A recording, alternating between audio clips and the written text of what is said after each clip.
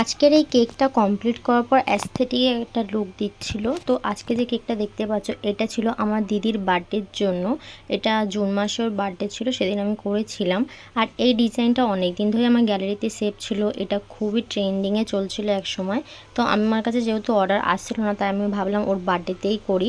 ওর বার্থডেতে অনেক রকমই প্ল্যানিং করেছিলাম, শুধুমাত্র কেক না, ও আমার হাতে বানানো যা যা খেতে ভালোবাসে আমি সবই ওর জন্য বানিয়েছিলাম, যেমন পিৎজা, ডোনাট, তারপরে চিকেন স্যান্ডউইচও করেছিলাম। ও আমার হাতে ডোনাট, পিৎজা খেতে খুবই ভালোবাসে, তাই আমি ওটা করেছিলাম। ও কেন, আমার বোনও খেতে খুবই ভালোবাসে।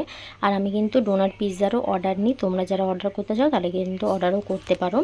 তো কেকের বিষয়ে বলা যাক।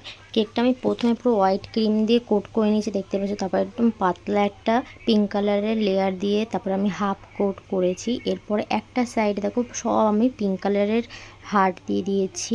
এরপরে এরকম কিছু লিফ দিয়ে দিলাম।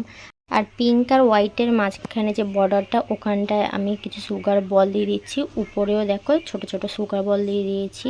কেকের ফাইনাল লুকটা কিন্তু জাস্ট অসাধারণ ছিল, সামনাসামনি কিন্তু খুবই ভালো লাগছিল। লাস্টে একটু সিলভার কালার ডাস্ট করে নিলাম। তো এটা ছিল কেকটা ফাইনাল লুক। ফটো ভিডিওতে অতটাও বোঝা যাচ্ছে না, কিন্তু সামনাসামনি অসাধারণ দেখতে লাগছিল। সবার কিন্তু খুব পছন্দ হয়েছিল। তোমরা যদি এরকম ধরনের কেক তোমাদের দিদিদের জন্য অর্ডার করতে চাও তাহলে কিন্তু কন্ট্যাক্ট করতে পারো। ওকে, টাটা।